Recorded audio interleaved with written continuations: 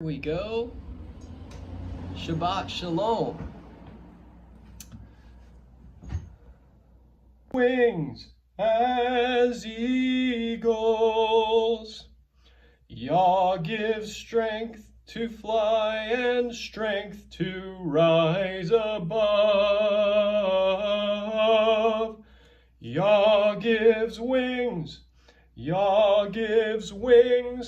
as eagles. When my feet begin to stumble, when my faith begins to crumble, Yah gives wings, He gives wings. You raise me up so I can walk on mountains. You raise me up so I can walk on seas. I am strong when I am on your shoulders. You raise me up to more than I can be. Hallelujah, Shabbat Shalom, Shofar blast.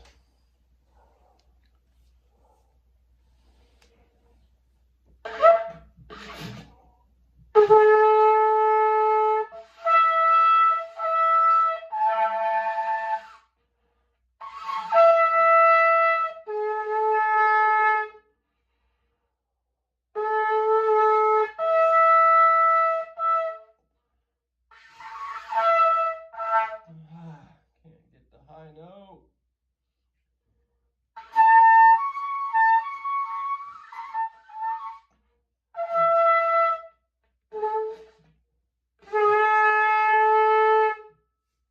I got the note above the high note. That was strange.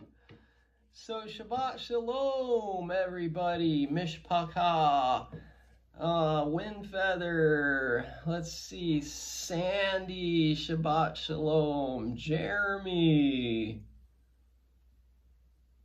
Pepper Moon, William, welcome, Mishpachah, to the Holy Convocation, the weekly Shabbat following the festival of Pesach, Passover and unleavened bread. This would be our fourth Shabbat, fourth Sabbath in under 2 weeks. So we've had a lot of holy convocations. And tomorrow we begin the counting of the first fruits. So another special day, first fruits, as Paul said. This is another festival that is a foreshadowing of our Messiah. And we're going to look at some of the significance of first fruits. I'm also going to try to read Ezekiel chapter 20 today because it connects to us having come out of Egypt and out of bondage and what our mindset should be going forward. So we'll go ahead and get started. And what do we have? First, we will show what? I will show signs and wonders in the heavens. And actually, Pepper Moon reminded me, what time is the rare hybrid solar eclipse? On April the 20th. So there's a solar eclipse happening actually on the day I'll be flying back, which I thought that was interesting. Not that I have anything to do with this, but the eclipse goes over the tip of Australia and Papua New Guinea or Indonesia and in that region. So another eclipse taking place, signs and wonders before the great and dreadful day of Yahuwah. And what do we have here? Okay. Coming out of Passover and unleavened bread, we now are able to have our leaven back to normal, back to usual. And just the reminder of telling the Pesach and Passover story. What was it in Exodus 13, verse 9? It shall be for a sign or a mark to you on your hand, and for a memorial between your eyes. And remember, that's memorial is zakar, remembrance, remember. And remember has to do with acting upon. Yahuwah remembered his covenant and he acted. Same thing with remember the Sabbath day, to keep it holy, or Kodesh. We act. We do something. Well, this Feast of Unleavened Bread and Passover is a memorial between your eyes that Yahuwah's Torah may be in your mouth. So this has to do with his law being in our mouth. And we went over how Messiah said when it came to the Pharisees eating with unwashed hands, that he said, it's not the things that go into a man that defile him, but that which comes out of him, out of the mouth, that defiles him. For out of the heart flow the issues of life, or out of the heart flows, or out of the mouth flows, the issues of the heart. Got that backwards there a little bit. But so if his law is in our mouth, it means it's on our heart. And what do we have? Deuteronomy chapter 30. And by the way, Paul the Apostle quotes Deuteronomy chapter 30. You see at the top up here, Yahuwah will circumcise your heart and the heart of your offspring. Love Yahuwah your Elohim with all your heart, all your soul, that you may live. And here we see circumcision of the heart by Paul.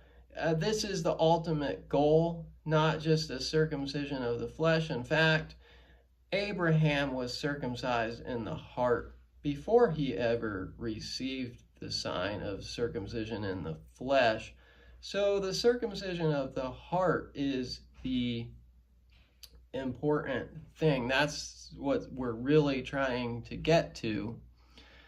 And you see there, if you will obey Yahuwah your Elohim's voice to keep his commandments and his statutes, which are written in this book of the law, Torah, if you turn to Yahuwah your Elohim with all your heart and with all your soul, for this is the commandment. This is what Paul quotes in the book of Romans. This commandment which I command you today is not too hard for you or too distant. It is not in heaven that you should say, who will go up for us to heaven? Bring it to us and proclaim it to us that we may do it. Neither is it beyond the sea that you should say, who will go over the sea for us? Bring it to us and proclaim it to us that we may do it. But the word is very near to you, in your mouth and in your heart, that you may do it. So again, we see the connection of, will we tell the Passover story? Will we observe it?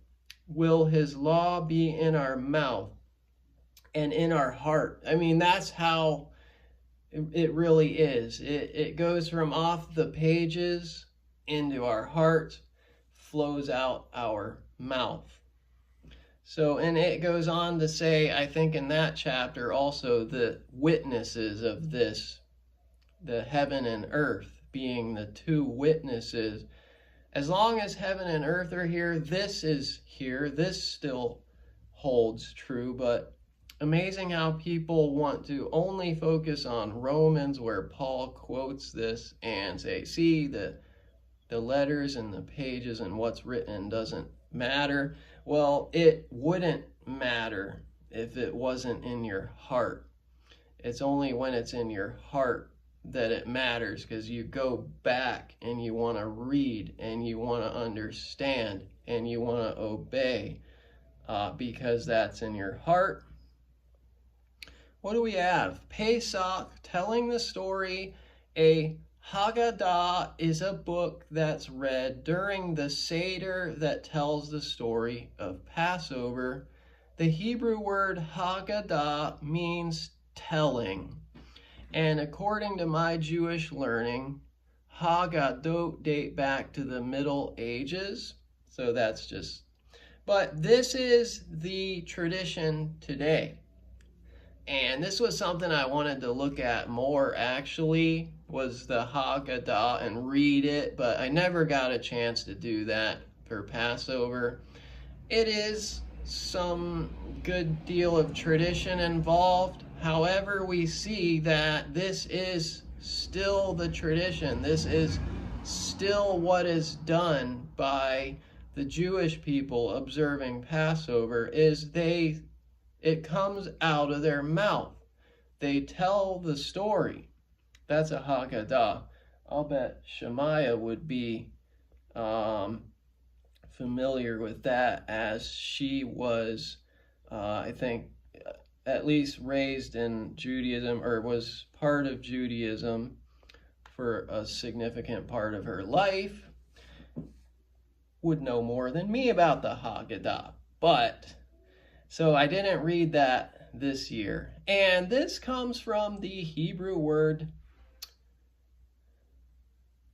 nagad. Nagad. That's the verb from which Haggadah, nagad, comes. And Birei, certainly, certified, declare, denounce, expound.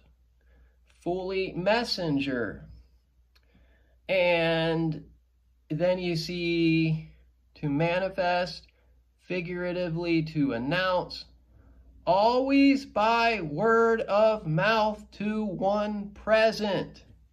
So it's so important to be not just read on a page and just your eyes look at words on a page, but it has to come out of the person's mouth.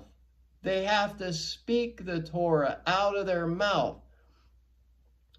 Faith cometh by hearing, and hearing by the word of Elohim. So the word of Elohim is critical, and it must be heard. It must be shouted from the rooftops. It must come out of our mouths. Of course, we know this is the new covenant, Jeremiah 31:33. I will put my Torah, my law, within them, and I will write it on their hearts. So this is just all review of what we've talked about, of how in the new covenant in the book of Hebrews, if we're going to be Hebrew and we're going to be part of the Hebrew people with whom the covenant is made in the first place, that if we want to be of his family and of Messiah's family, then what? We must have his laws placed on our heart, as it says here. Of course, everyone wants to focus on if the first covenant had been faultless, then should no place have been sought for the second. They only focus on that. For finding fault with them, he saith, behold, the days come, saith Yahuwah, when I will make a new covenant with the house of Israel and with the house of Judah, two houses, both Israel, not according to the covenant that I made with their fathers in the day when I took them by the hand to lead them out of the land of Egypt, because they continued not in my covenant, and I regarded them not, saith Yahuwah. For this is the covenant that I will make with the house of Israel after those days, saith Yahuwah. I will put my laws into their mind and write them on their hearts. He's not getting rid of his laws. Rather, he's placing them inside us. He's not abolishing, he's circumcising our heart, as we just read in Deuteronomy 30. Our hearts must become circumcised so that the law, the Torah, is in our heart. And I will be to them an Elohim, and they shall be to me my people. They shall not teach every man his neighbor and every man his brother, saying, Know Yahuwah, for all shall know me, from the least to the greatest. They only focus, on the parts they want to focus. But for I will be merciful to their unrighteousness, and their sins and their iniquities will I remember no more. I think there was one more verse of that. Oh yeah, that's the one they focus on. And in that he saith, a new covenant he hath made the first old. This is all they want to think about. Now that which decayeth and waxes old is ready to vanish away. But if we read the whole thing, we would see that the Torah, it doesn't get abolished. It gets taken off pages and put into the heart so that we speak it, we observe it, we walk according to it. And of course, we're not going to be telling the story unless we're keeping Passover holy, we have it as a mark, the 7 days of unleavened bread. And so there's kind of the introduction. Happy firstfruits, it says here, Leviticus 23. Now we're coming into another important time, and we can't just say, oh, we did the thing, we did the Passover, that's all done, we've proven his Torah is on our mouths. We go directly into another important time. Firstfruits, the waving of the sheaf, and counting the weeks. Now, the first fruits, as we've come to understand more fully in the Dead Sea Scrolls, is very specifically outlined of how it operates. And after the first fruits of the barley, they would count the 50 days or 7 weeks. And the morrow after the Sabbath would be a holy convocation. Well, they did that from the first fruits of barley up to the first fruits of wheat, which is Shavuot, up to the first fruits of new wine, up to the first fruits of new oil. They counted 50 and 50 and 50 for a total of 150. And so it really outlines for us exactly how it is. And the Shavuot, that first fruits would fall on the 15th day of the 3rd month, always, every year. Important in the Dead Sea Scrolls calendar that these holy convocations wouldn't fall on a weekly Sabbath. They would always be set on a certain day of the week and of the month. So the 15th day of the 3rd month was Shavuot, when your weeks are out. The 50th day, Pentecost, that's when it would be. Well, if you reverse that and count back 50 from there, we find that that's the 26th day of the 1st month, would be day 1 of the count, which is tomorrow. So another special day, and the first fruits is a continuing thing. It keeps us going, that we have to continue to observe his Torah, and we have responsibility to fulfill. This says in 1 Corinthians 15:20 through 23, but now Messiah is risen from the dead and has become the firstfruits of those who have fallen asleep. For since by man came death, by man also came the resurrection of the dead. For as in Adam all die, even so in Messiah all shall be made alive, but each one in his own order.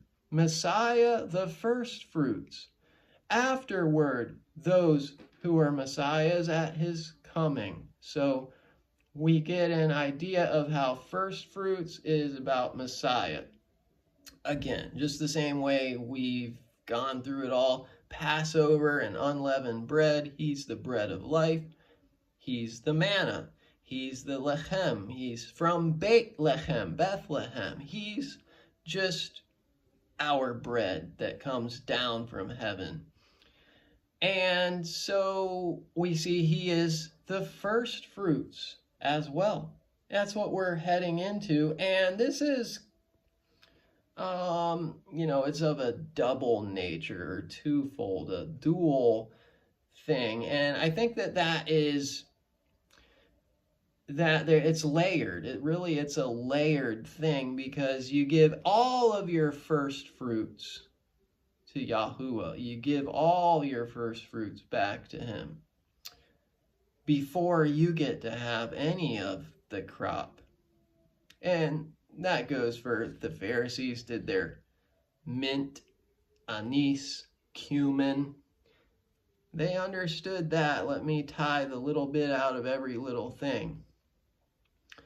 And, that just shows, though, that is part of it, that we do tithe. We are supposed to tithe all produce we may get, in that we would have a garden or a harvest in our properties. But many of us don't have that, so we have to come up with a different heart understanding, Torah on the heart, of how we can do this. So that's what I just read there. Mashiac has been raised from the dead, the firstfruits of those who have fallen asleep. And how did he fulfill this? Well, if the firstfruits... I lost it went through the screensaver on me. So if firstfruits began counting on the 26th day, and Messiah would have resurrected on the 18th day of the first month, and really the firstfruits continues up to Shavuot, where the outpouring of the Ruach HaKodesh takes place, then we see a little bit of a problem with the traditional view that, well, he resurrected on Sunday, Firstfruits Day, which is taught in many circles, but that unfortunately doesn't work with the Dead Sea Scrolls calendar. Well, Firstfruits is a deeper, more difficult thing, and to me this proves, that this stuff is hard to get exactly perfect. This is one of the most debated observances, is how first fruits takes place and how it is to be observed. And it is hard. And I can't say that I've fully wrapped my mind around how to observe first fruits. I was reading in this last night. It mentions a holy convocation on the waving of the sheaf of the first fruits, which would be tomorrow. I'm not sure if I'll go live or not. But let's see, what do we have? Okay, the Bikur or Bikurim, first fruits. That's the Hebrew word for it, Bikurim. It comes from bakar, the verb form, bakar, to bear new fruit, to constitute as firstborn. This was what I thought, wow, this is, everything first firstborn. Remember, Pesach is all about the firstborn. We being Israel being his firstborn, Messiah being his firstborn, only begotten son, and we redeem our firstborn, whereas the firstborn of Egypt is smitten and not passed over in the way that the firstborn of Israel is passed over. Firstfruits goes back to firstborn. So we have to keep it going. We have to keep this process going. Bakar, that is, it has to do with firstborn. And then we see more on this Bakar, make firstborn, be firstling, bring forth first child, new fruit, to burst the womb, bear or make early fruit of woman or tree. Denominative form of Bakur, that's the noun, to give the birthright. I thought, whoa, birthright. This is hallelujah. This Bakur has to do with our birthright and the concept of birthright. Make firstborn, be firstling, bring forth first child. I thought that is quite a concept. That's, wow. This goes directly back to the same thing we just thought we finished. See, it keeps going. There's that firstborn. There's that first fruits. There's that giving our first, the first thing that comes out. We give back to him. Where is Bakar mentioned? This is a really fascinating one. Ezekiel 47:12. Fruit trees of all kinds will grow on both banks of the river. Their leaves will not wither, nor will their fruit fail. Every month they will Bakar, bear fruit. So they'll have a new fruit every month. Because the water from the sanctuary flows to them, their fruit will serve for food and their leaves for healing. Different thing here. Every month this first fruits happens, this new fruit in this context. But for us, we kind of have once a year for the various different fruits. This is once a month. Where else do we see this concept of the Bakar? Revelation 22, verse 2. On each side of the river stood the tree of life, bearing 12 crops of fruit. Bakar, firstborn, first fruits. Yielding its Bakar, yielding its first fruits every month. And the leaves of the tree are for the healing of the nations.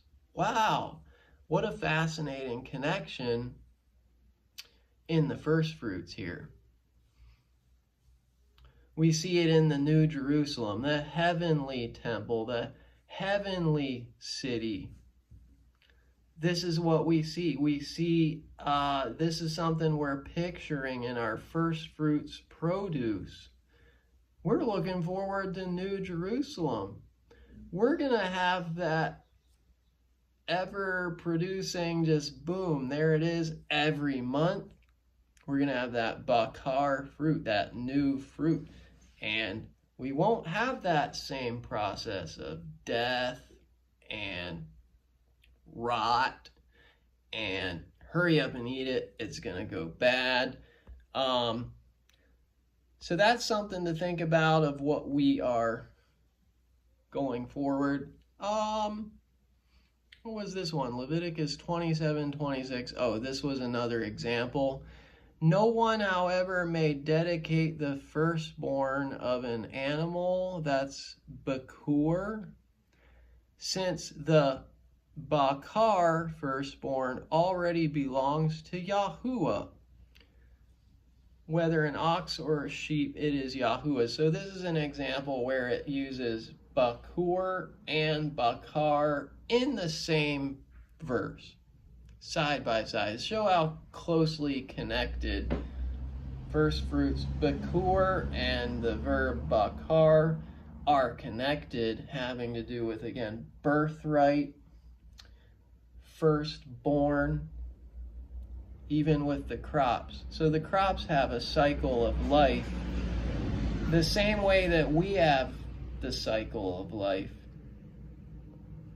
with the fruit of the womb, the fruit of the womb.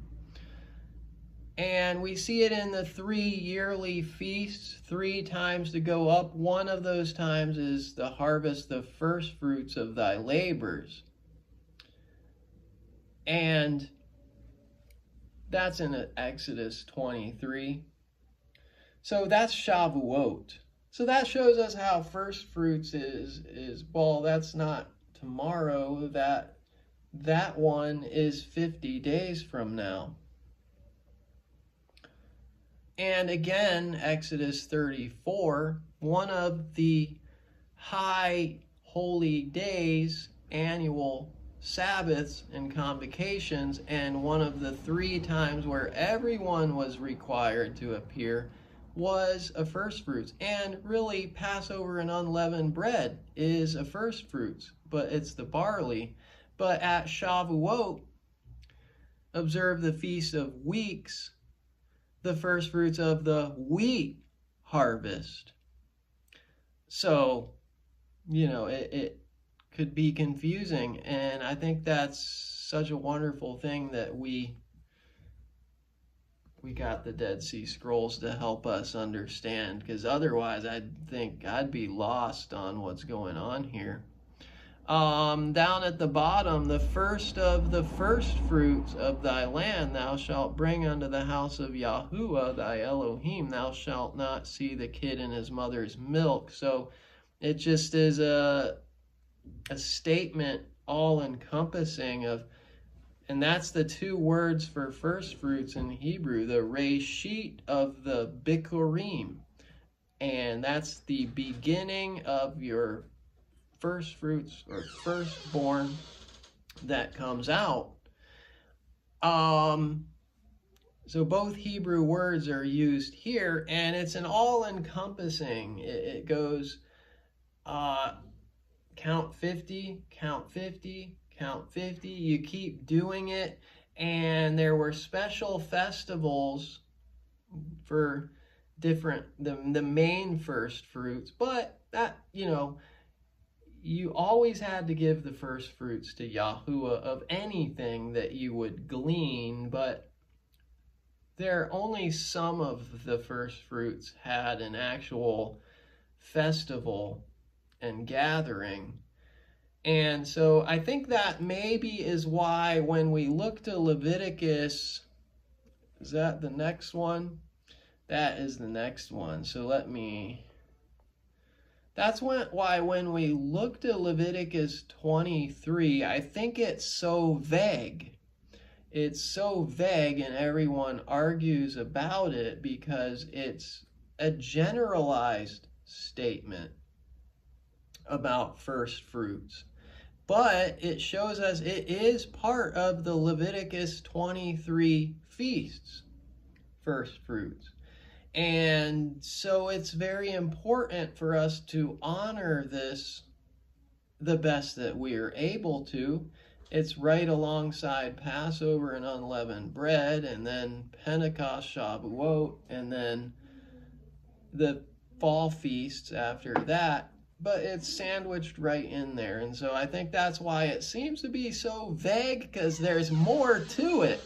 It has a lot more to it when it's saying here, reap the harvest, bring a sheaf of the first fruits of your harvest.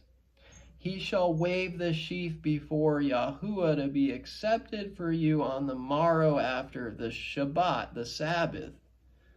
the morrow after the Sabbath, which that's a Sunday. And thankfully, again, we have the Dead Sea Scrolls calendar that just shows us this would always be a Sunday, the first day of the week, so that these first fruits festivals didn't fall on the weekly Sabbath.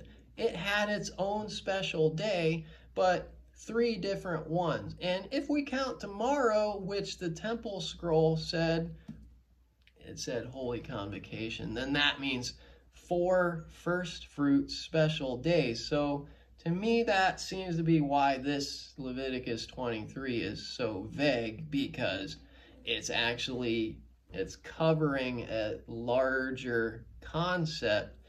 And we won't read all that. Let's see. Numbers 13:20 mentions first fruits of the grape harvest.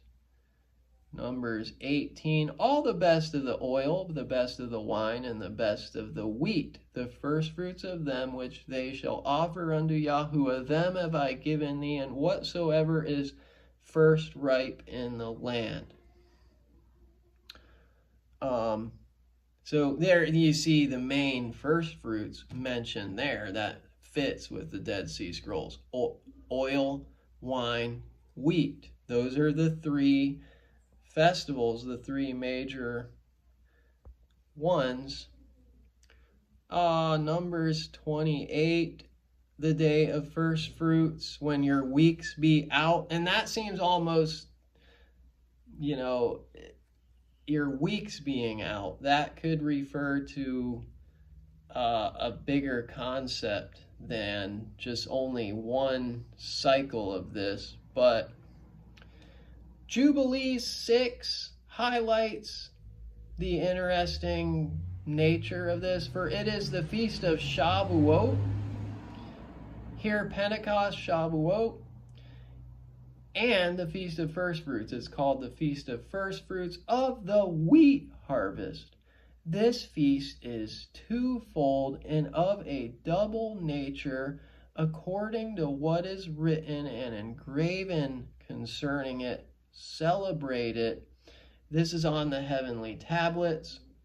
Shavuot has been celebrated by the angels in heaven ever since creation. So this first fruits concept is one major feast day that we start counting up to tomorrow for day 1 tomorrow. It's a major thing, major feast, major concept. But there's more to it. It has layers. This is a layered feast. Firstborn, first fruit of everything. All your first and best of your increase goes back to him. Reshit. This is the other Hebrew word. This is beginning or chief. This is from Rosh, head. And what was that we looked at the other day? Rosh had to do with the vinegar, the poison herb that Messiah was given when he was suffering on the cross. He was given something poison. It was Rosh, head. And so Reshit. What else? Beginning, chiefest, first fruits, principal thing. And this is the same as in the beginning, Genesis, Bereshit, Bereshit, in beginning, in Reshit, beginning. Genesis 1:1. That's this word Reshit, Bereshit, as we call the book of beginnings, the Genesis, book of beginnings. Bereshit, in the beginning, chief, head. But this has to do with first fruits. We also see this in our months, Rosh Chodesh. Rosh Chodesh, head, beginning, chief of your Chodesh, months. So important concept in the Hebrew to understand this Rosh, Reshit, and how we have it in our months, and how we have it actually in Jubilees chapter 6, where we read verse 21. If you read before and after that, you'll see the feasts of the first day of the first month, the first day of the fourth month, the first day, Rosh Chodesh of the seventh month, Rosh Chodesh of the 10th month, that Noah sanctified these days. Again, another deeper concept that we don't see as specifically unless we're reading Jubilees in the Dead Sea Scrolls. And the only extra verse from Torah we get with Reshit is Deuteronomy 18:4. The first fruits of your grain, that's Dagon, and your new wine, Tirosh, and your oil, Yitzhar, and the Reshit, first of the fleece of your sheep you shall give Yahuwah. So this is a verse that uses Reshit rather than Bekur. Gives us another reference in Torah of the first fruits. So there it is on the calendar. Maybe if I go live tomorrow, I'll show the calendar a little deeper, but you can see there, we're on the 25th, the weekly Sabbath, April the 16th, it says. I'm sorry, this is from 2022. It should say April 15th there. So this is my 2022 calendar. This is not 2023, but the concept remains the same. We're on the weekly Sabbath, the 25th day of the first month. Tomorrow, there we see it, the first fruits. He says Yahushua possibly resurrected 24 elders to heaven after they have appeared to many. There was a resurrection mentioned in Matthew 23:37, I believe it is. And let's see, the computer keeps closing out on me. All the Dead Sea Scrolls are important, Jeremy. Absolutely. The wheat belongs to Yahuwah. Yes, absolutely. So I'll click out of that.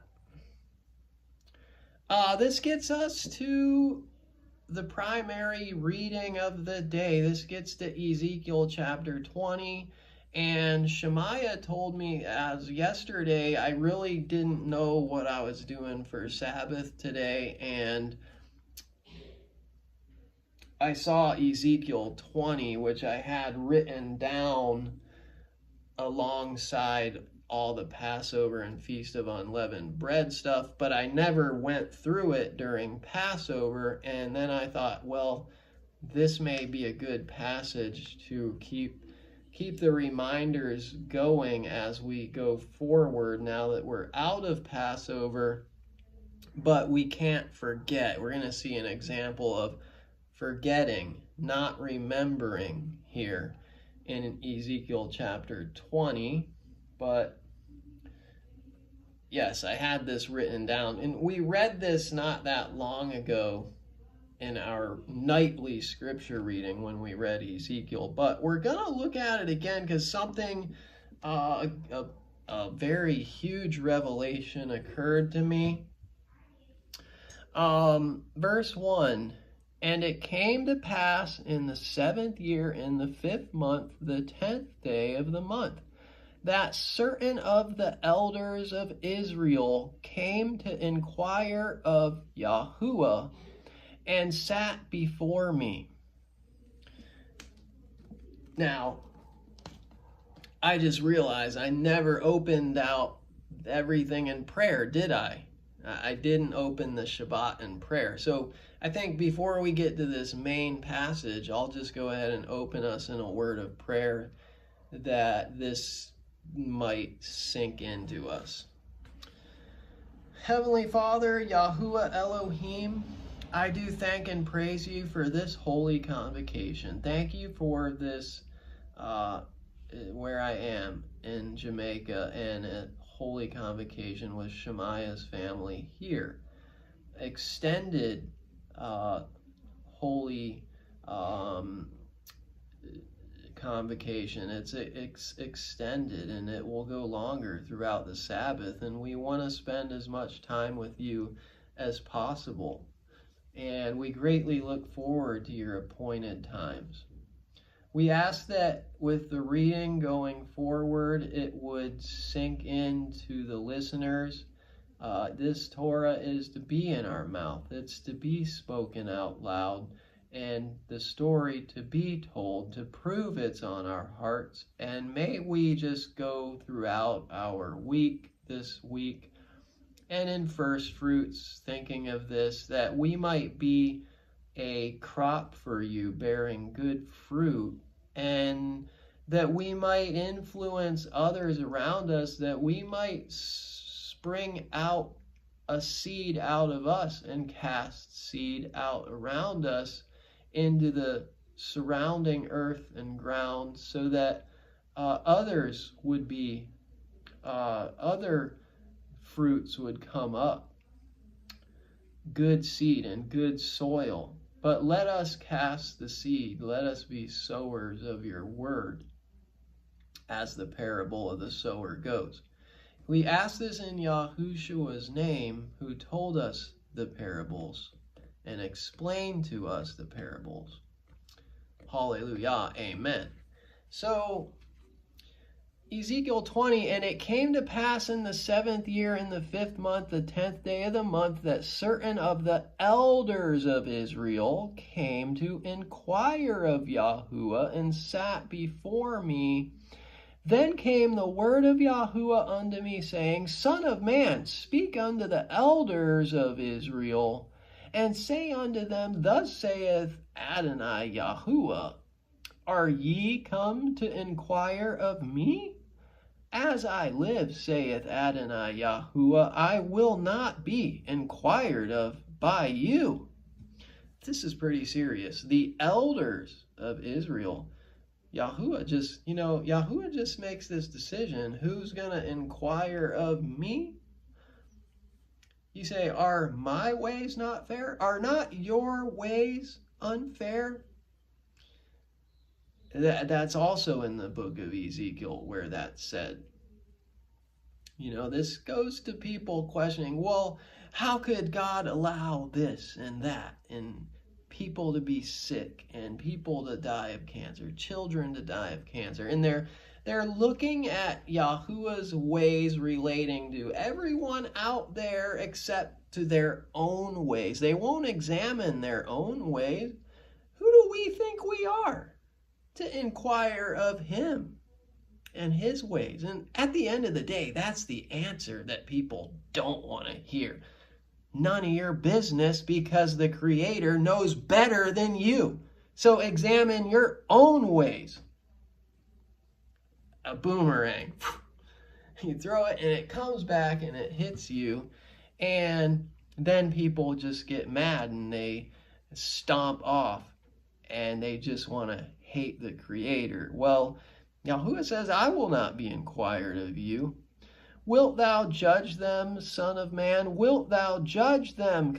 Cause them to know the abominations of their fathers, and say unto them, Thus saith the Adonai Yahuwah, In the day when I chose Israel, and lifted up mine hand unto the seed of the house of Jacob, and made myself known unto them in the land of Egypt, when I lifted up mine hand unto them, saying, I am Yahuwah your Elohim. What did he say? What day was this? What is this referring to? He said, I am Yahuwah, your Elohim. This is the Exodus. The Exodus. He wants to make known his name. He tells Moses his name, I am that I am. Yahuwah is my name, my memorial, my remembrance to all generations. This surprised me when I thought, well, I want to find out, this mentions a time and when he did certain things. And it says, in the day, what day? That I lifted up mine hand unto them to bring them forth of the land of Egypt into a land that I had espied for them, flowing with milk and honey, which is the glory of all lands. Then I said to them, cast ye away every man the abominations of his eyes, and defile not yourselves with the idols of Egypt. I am Yahuwah, your Elohim. This takes us back to the Exodus, coming out of Egypt, coming out of bondage, going away from the false idols of Egypt. That's what's being referenced here in Ezekiel. So this fits right in with where we just came out of, at least as far as observing Passover and unleavened bread. We were passed over, we were set free. Where does this go back to? Well, this is what basically blew me away. Exodus 20. I knew there was some connection.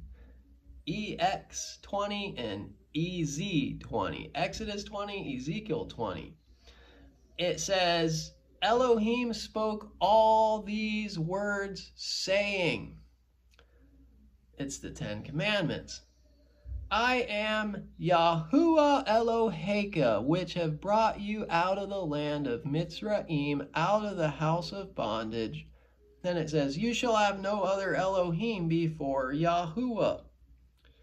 You shall not make any graven image or likeness of Yahuwah or anything else. You shall not bow down yourself or serve them. I am Yahuwah. I am a jealous El. His jealousy mentioned. Showing mercy unto the thousands of them that love me and guard my commandments. You shall not take the name of Yahuwah to nothingness. I thought, wow, this is when he shouted from Mount Sinai out of the fire, and the top of Mount Sinai is still burnt to this day, still blackened at the top of Mount Sinai, which Ron Wyatt discovered. The first thing he said to them, I am Yahuwah, your Elohim. This was the first thing said before this. See, this doesn't pop out at us until we put Yahuwah's name back in. It's just amazing how when you put Yahuwah's name back in, it changes things a little bit. And you start seeing the importance of his name. And although this is not a commandment form, thou shalt, with the first thing he said, this is a complete game changer. This is a complete paradigm changer. This changes things. This is the heading of the 10 Commandments. This is the leading in, the theme, the heading. This is, everything follows under this. All the sub-points go under, I am Yahuwah. All the 10 Commandments on the tablets of stone fall under his name. This is a very important heading to the commandments. Know the name of Yahuwah. Know who you're serving. Of course, they took it out and put the name of the Lord your God instead of the name of Yahuwah. Well, the first thing he said is, I am Yahuwah. This is all sub-points to that heading of I am Yahuwah. It's not in commandment form, but he's stating everything that follows has to do with I am Yahuwah. Wow, this blew me away. This is a paradigm changer. You're not going to be doing commandments and following the commandments if you don't have Yahuwah, because it all falls under that. This changes everything. I just realized this yesterday driving between places as I was reading. This occurred to me, and I never saw this before, that the 10 Commandments, because remember, everybody of the assembly at the bottom of the mountain heard Yahuwah's voice speak this out. This was the first thing that went in all of their ears, followed by the thou shalt, thou shalt, thou shalt. And the people could not handle the voice of Yahuwah. They said, surely we will die if we continue hearing the voice of Yahuwah. And they told Moses to go up and get the rest of the commandments. And so, but the whole assembly heard exactly this. And the very first thing they heard is, I am Yahuwah. So, how significant is that? First time I've noticed it. Let's keep reading in Ezekiel 20.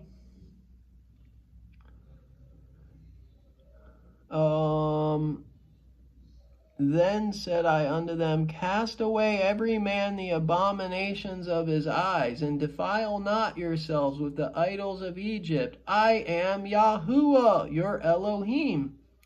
See, it messes it up when you see, I am the Lord your God.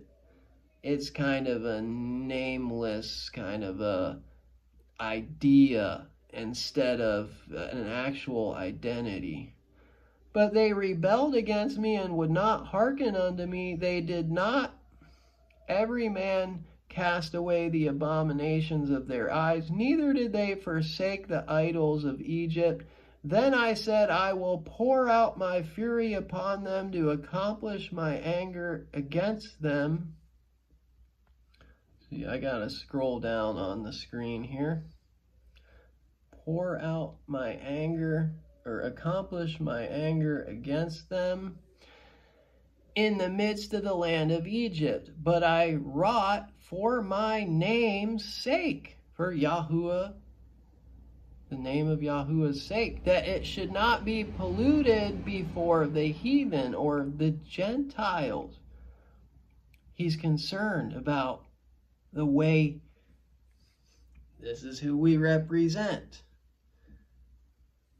We must take warning. Do we represent Yahuwah the proper way? Before the nations and the Gentiles, it's important. Among whom they were, in whose sight I made myself known unto them, in bringing them forth out of the land of Mitzrayim. Wherefore I caused them to go forth out of the land of Mitzrayim, and brought them into the wilderness, and I gave them my statutes, and showed them my judgments, which, if a man do, he shall even live in them. And this goes back to where we started out in Deuteronomy 30, where Paul quoted about if you obey his voice and you observe the commandments, you will live, because it is life. Let's see, I think I had Deuteronomy 4, which I don't think that I need to get to that yet, but I'll just keep it up. Or, no, I'll take it down because I'm not going to be able to read. I'll get confused of where I am. Okay. gave them my statutes, showed them my judgments, which if a man do, he shall even live in them. It's life to keep the commandments, it's death to break the commandments. Moreover, also I gave them my Sabbaths to be a sign between me and them, that they might know that I am Yahuwah, that sanctify them. So, it's not a salvation issue, as people always say. Just any Sabbath. It doesn't matter. Pick your own Sabbath. Well, here we see he gives a certain Sabbath as a sign, so you have to be in line with that sign.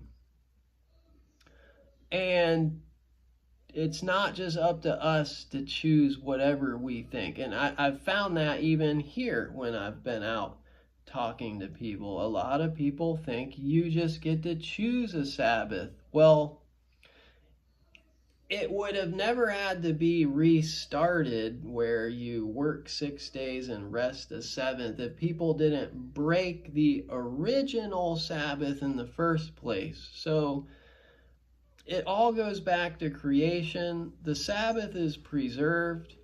It's a certain day. It's a special day, and there's no messing that up. You're either on the Sabbath or you're not. And we don't make up our own Sabbath. If you try to make up your own version of the Sabbath, then you'll profane the true Sabbath. But the house of Israel rebelled against me in the wilderness. They walked not in my statutes, and they despised my judgments. And yes, by the way, the salvation issue, that's because sanctification. Sometimes you have to tell people, well, okay, it's not a salvation issue? Fine.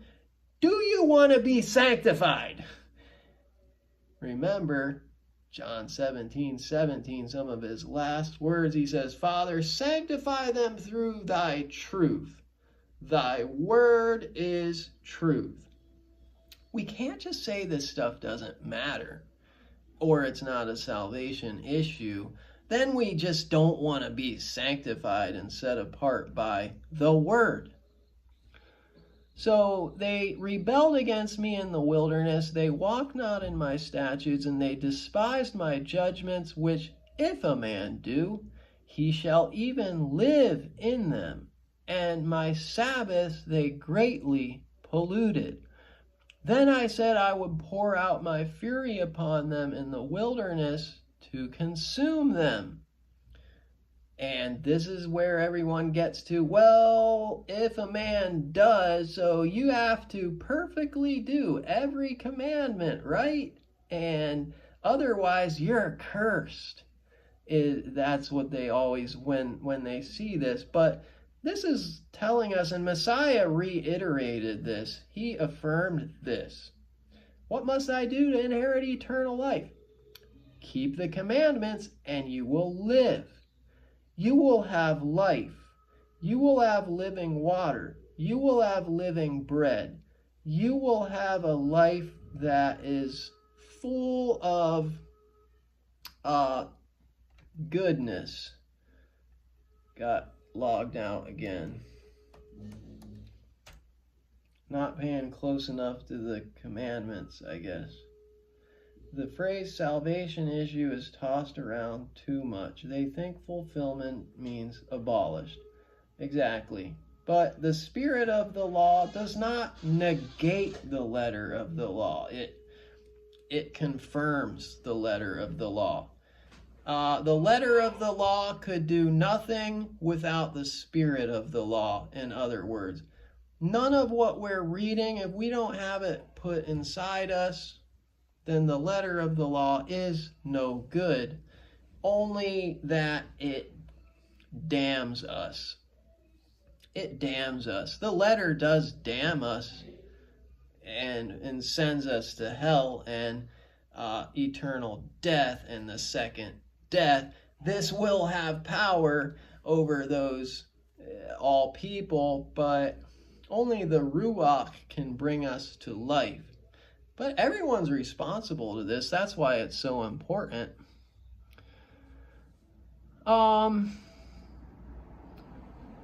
If a man do, he shall even live in them, and my Sabbaths they greatly polluted. Then I said I would pour out my fury upon them in the wilderness to consume them, but I wrought for my name's sake that it should not be polluted before the heathen or Gentiles or other nations, in whose sight I brought them out. Again, second time, he's concerned about his name in front of the Gentiles. And so if we are going to represent his name, then we need to represent his Torah and his commandments and be following that. And yes, exactly, we understand we can't be justified for commandment keeping. That only comes through Messiah. We're sanctified. We're set apart. We get the blessings of it by following it,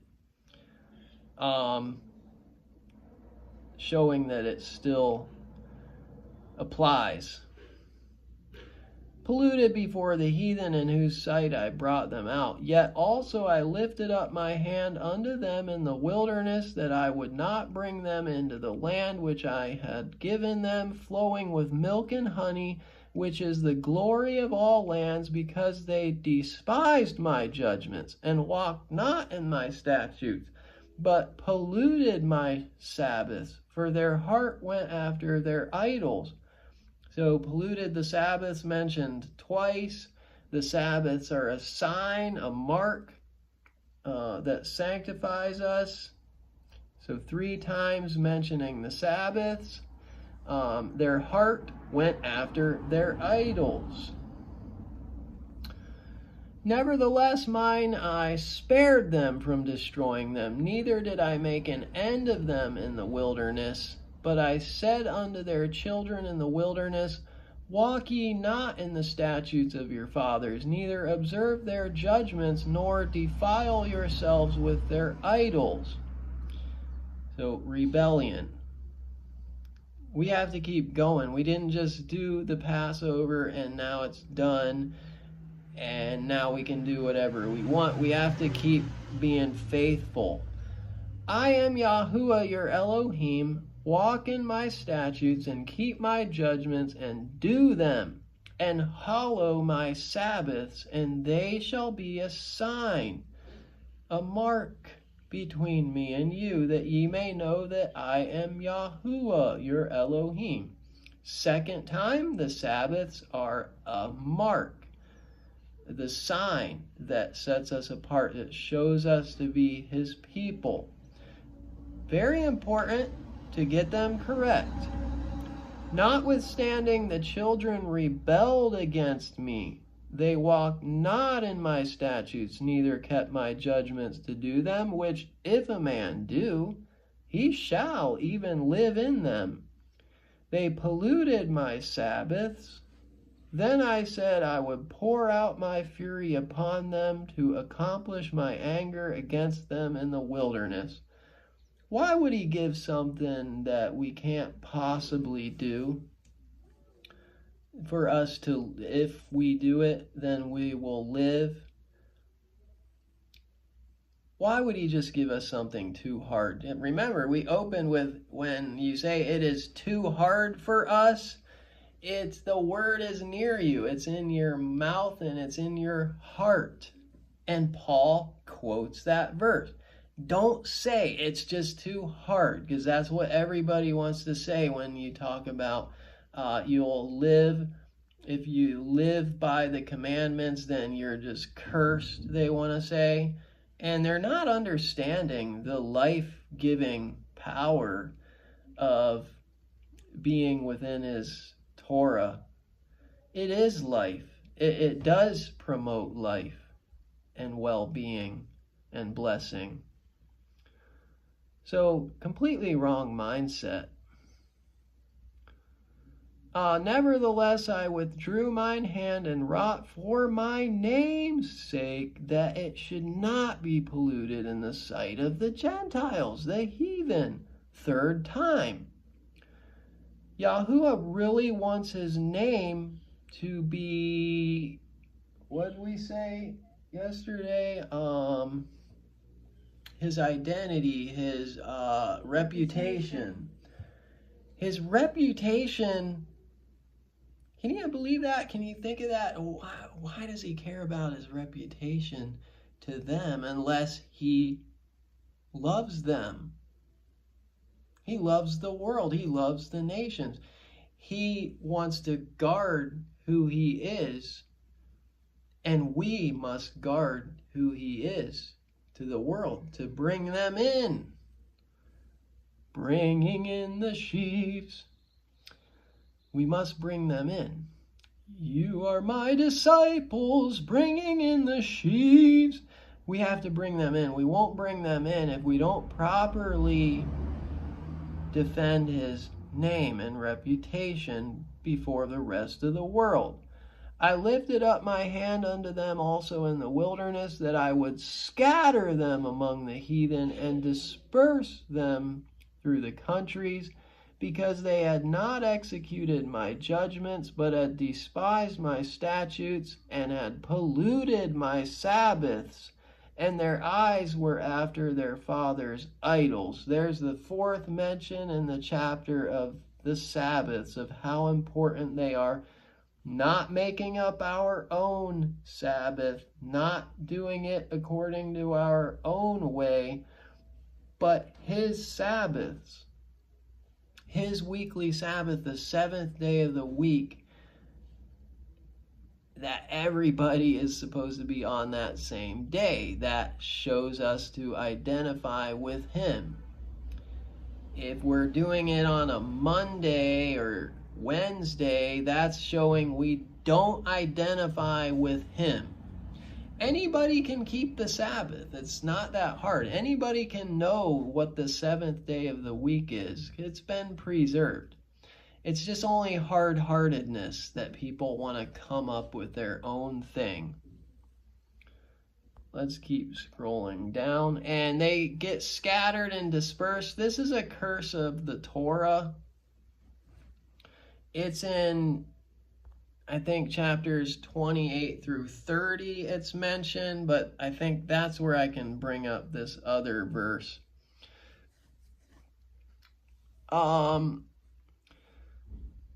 Deuteronomy 4.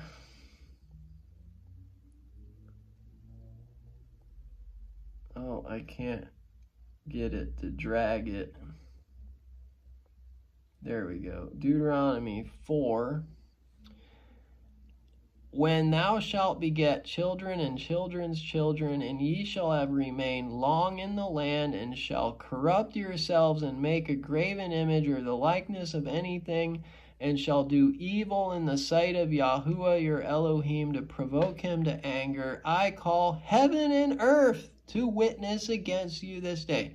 As long as heaven and earth are here. Are they still here? Yes. That ye shall soon utterly perish from off the land, whereunto ye go over the Jordan to possess it. Ye shall not prolong your days upon it, but shall utterly be destroyed. And Yahuwah shall scatter you among the nations, and you shall be left few in number.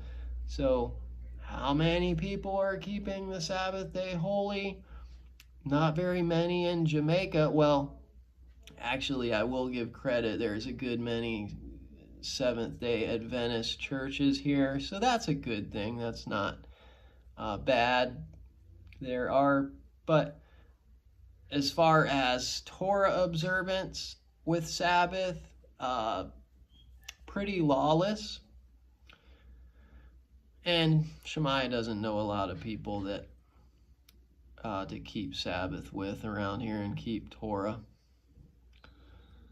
Let's see. Among the heathen whither Yahuwah shall lead you, and there ye shall serve gods, the work of men's hands, wood and stone, which neither see nor hear nor eat nor smell.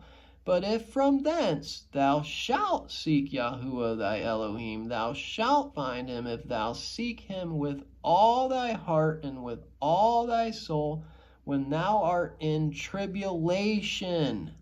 And all these things are come upon thee, even in the latter days.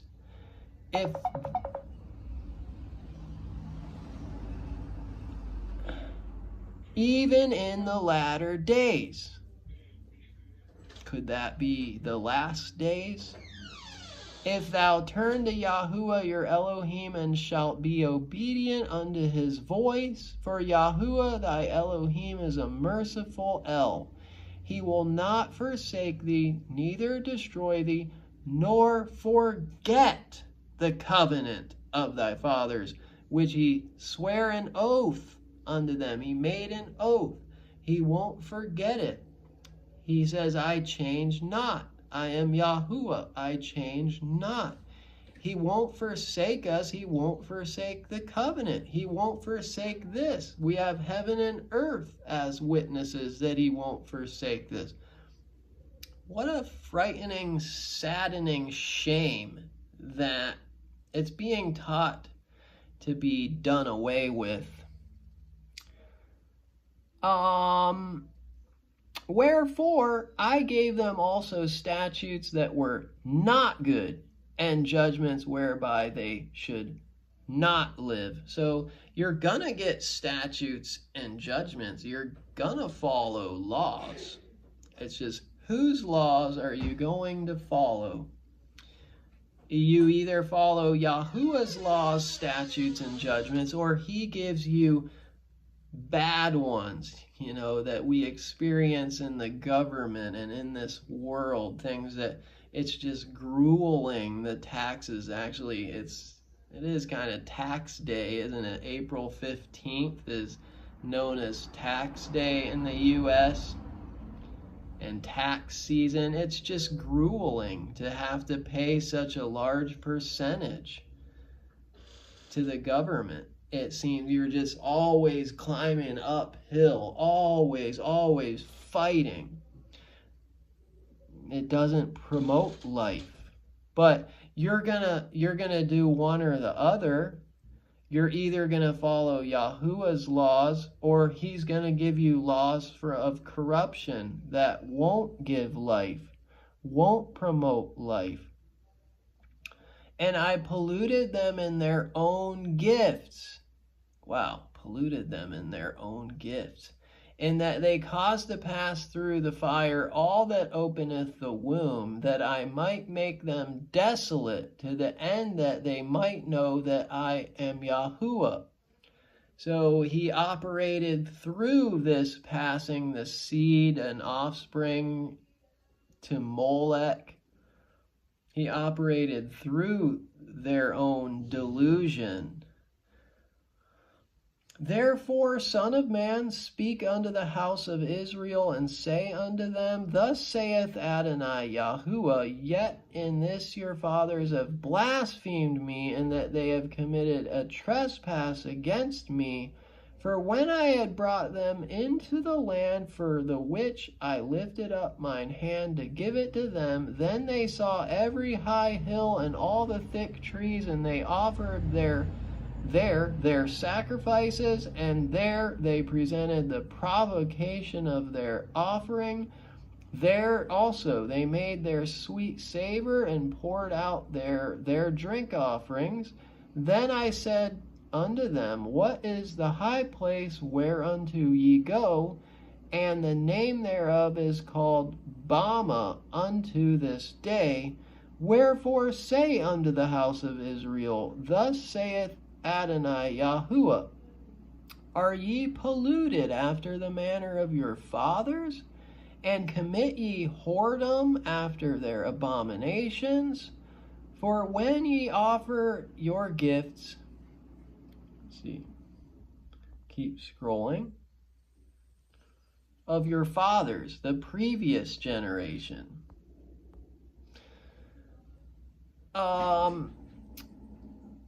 For when ye offer your gifts, when ye make your sons to pass through the fire, ye pollute yourselves with all your idols, even unto this day. And I shall be inquired of by you, O house of...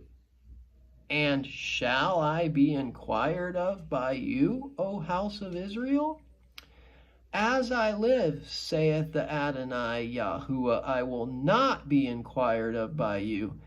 And that which cometh into your mind shall not be at all that ye say, we will be as the heathen, as the families of the countries, to serve wood and stone. So we see the initial generation that came out, they go into the wilderness because they're cursed. They went back to the gods of Egypt. The next generation got the chance in Deuteronomy. And the same thing is, you're going into the land, but if you don't obey, you'll be scattered and dispersed. And that's how we see it. It always goes to the next generation, to the next generation. Will we in this generation honor his commandments, his voice, his Torah?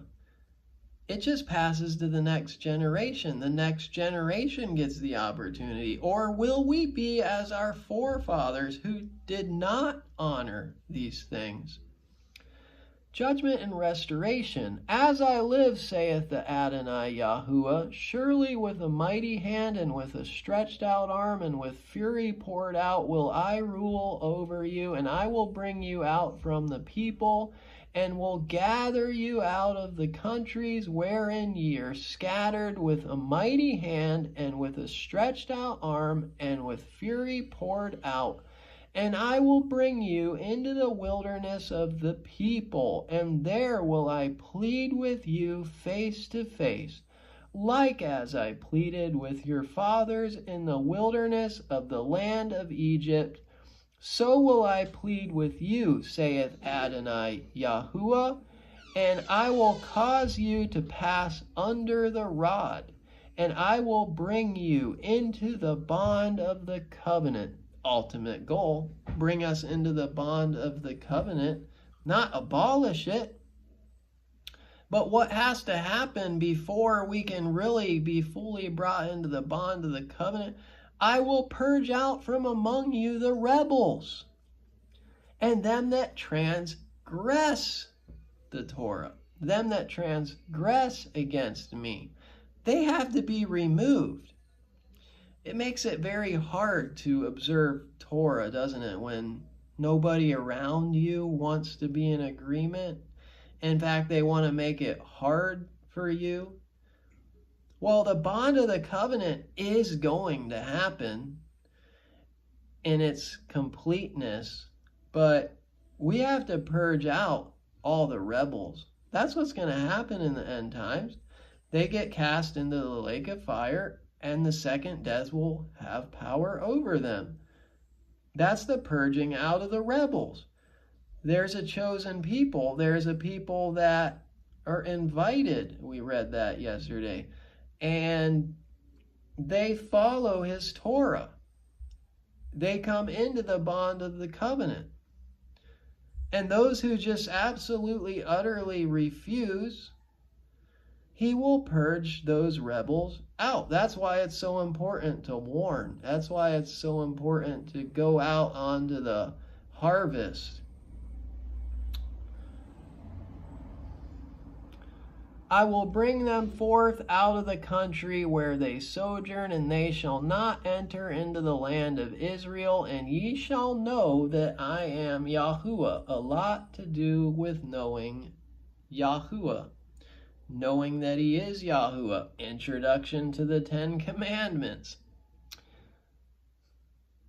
As for you, O house of Israel, thus saith Adonai Yahuwah, go ye, serve ye every one his idols, and hereafter also, if ye will not hearken unto me, but pollute ye my holy name, no more with your gifts and with your idols. Kind of leads me to see the cover-up of the name of Yahuwah. Again, He says, I'm going to operate through your delusions and your gifts and let you be polluted. Well, Yahuwah's name got removed out of modern day churchianity so that it's not being polluted. His name is actually, in a large sense, being protected. And we get to pollute ye my holy name no more with your gifts and with your idols. For in mine holy mountain, in the mountain of the height of Israel, saith the Adonai Yahuwah, there shall all the house of Israel, all of them in the land, serve me. There will I accept them, and there will I require your offerings, and the first fruits of your oblations. There's that, I believe that's Bakur, might be Bakar, might be Reshit. I forgot to look up which form that was. But there we see the first fruits, the importance of the first fruits, that this is, we want to keep this going. Yahuwah doesn't want to, he's going to have the 12 fruit-bearing trees that Ezekiel 47 will talk about for the healing of the nations, yielding their bakar in their months, respective, or each month, 12 months, not 13. So first fruits of your oblations with all your holy things. I will accept you with your sweet savor when I bring you out from the people and gather you out of the countries wherein ye have been scattered, and I will be sanctified in you before the heathen. Gentile, again, fifth time, the Gentiles are a concern. It's he must be holy before this world. And people just don't want to accept that. It's, you don't just be living the way you want to live. You have to sanctify him in your life if you want to be associated with him. And ye shall know that I am Yahuwah when I shall bring you into the land of Israel, into the country for the which I lifted up mine hand to give it to your fathers. And there shall ye remember your ways and all your doings, wherein ye have been defiled, and ye shall loathe yourselves in your own sight for all your evils that ye have committed. And ye shall know that I am Yahuwah, when I have wrought with you for my name's sake, not according to your wicked ways, nor according to your corrupt doings, O ye house of Israel, saith Adonai Yahuwah. And the rest of the chapter I won't read, but that's a prophecy. He tells Ezekiel to prophesy with his face pointing towards the south, about a consuming fire. Actually, that is important. All flesh shall see that I, Yahuwah, have kindled it. It shall not be quenched. So this, Ezekiel references a lot about the last days and a fire that shall not be quenched, and the purging of the rebels who won't operate. They're stiff-necked. They're set against the Torah, against observing his laws, against giving their first fruits to him, against keeping the Sabbath days holy, making their own Sabbaths. So that's the end of the study. I hope that Huh? Oh, your battery died? I said so quick. No, your battery died on your computer. I can't see the chat. Oh, I can plug it in. I thought it was plugged in. No.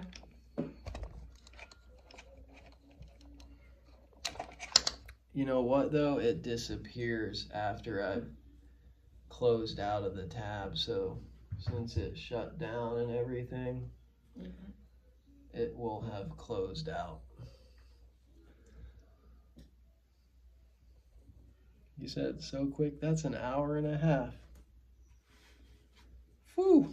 So this puts a challenge on me representing Yahuwah's name, and this was Matt's hat. Protect my head from sunburn, but also to have his name on my forehead, as it says the 144,000 will have his name in their forehead. Oh, that was another part of where I opened up. Where was that? Ezekiel. There it is. You just skip down from the leaves of the tree are for the healing of the nations. No longer will there be any curse. The throne of Elohim and of the Lamb will be in the city, and his servants will serve him. They will see his face, and his name will be on their foreheads. There will be no more night. They will not need the light of a lamp or the light of the sun, for Adonai Yahuwah, or Yahuwah Elohim, will give them light, and they will reign forever and ever. That's if the fire doesn't consume us and we're not purged out. Then this is what we look forward to. Absolutely vital to not forsake fellowship. Amen, Philly. Getting to see the chat from Shemaya's phone here. Shabbat Shalom. Rachel, welcome. Welcome from Jamaica. Great Sabbath study. Thank you, Trevor. Thank you, Lindsay. Shabbat Shalom.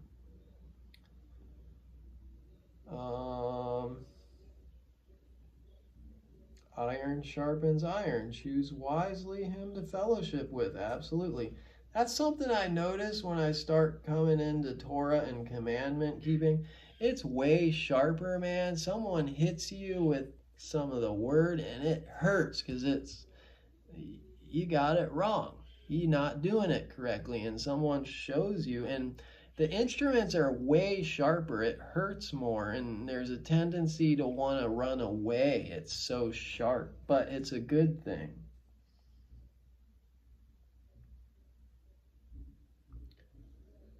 It's his will none should perish. He's not willing that any should perish. Absolutely. Different wings, same dragon with the government. Yes.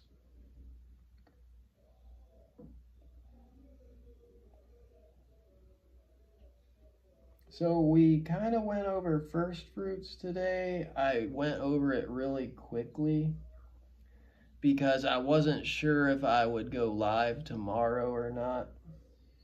For one, we have plans of what we're going to be doing as a separate thing, and it doesn't say it's a holy convocation really, and until you see it here. I mean, I could read that real quick. That's gonna make me feel convicted to go live. Oh, that's the wrong one, I think. Shemaya's got different copies of the Dead Sea Scrolls because she's so into it.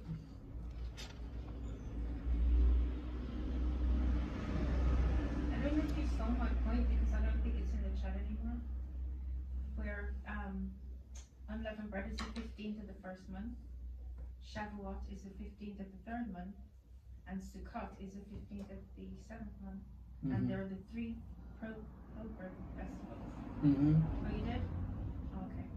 Well, I'm shaking my head that yes, that is very beautiful, the way the three major pilgrim feasts fall on the 15th day of their respective months. The first month, unleavened bread, high holy Sabbath on the 15th.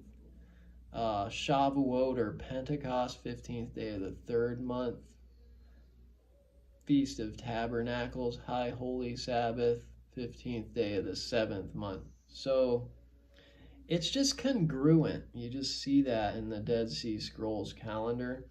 Another thing is the temple. This is the temple scroll. The temple scroll seems to give a much larger temple pattern that some say, well, Solomon was supposed to build that according to the temple scroll, but didn't. It seems that this could really be some of the original instructions that nearly got lost. But this is, it says, fragmentary commands for the waving of the barley sheaf on, or Omer, on the 26th of the first month. Now that's their added comment, but this is the actual scroll. ... missing. For this ram, ... missing. ... They shall hold a sacred convocation on this day. So that's where it says a sacred convocation. And ... and ... a male goat for a sin offering ... So it's missing parts. Its grain offering and drink offering following the usual regulation, 1/10 of an ephah of choice flour mixed with oil, 1/4 of a hin, and wine for a drink offering, 1/4 of a hin.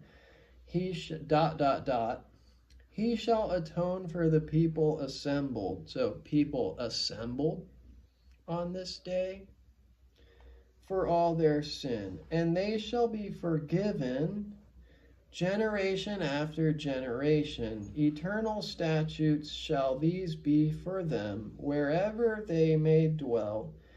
After that they are to sacrifice the single ram once on the day of waving the sheaf. So this is all on the day of waving the sheaf of the first fruits, which, well, it does seem to be tomorrow.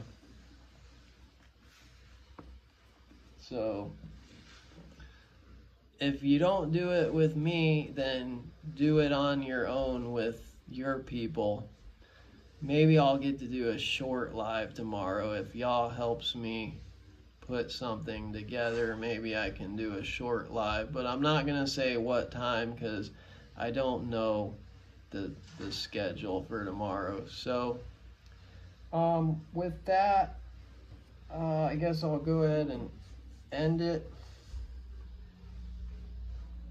I'll go to the bottom of the chat real quickly.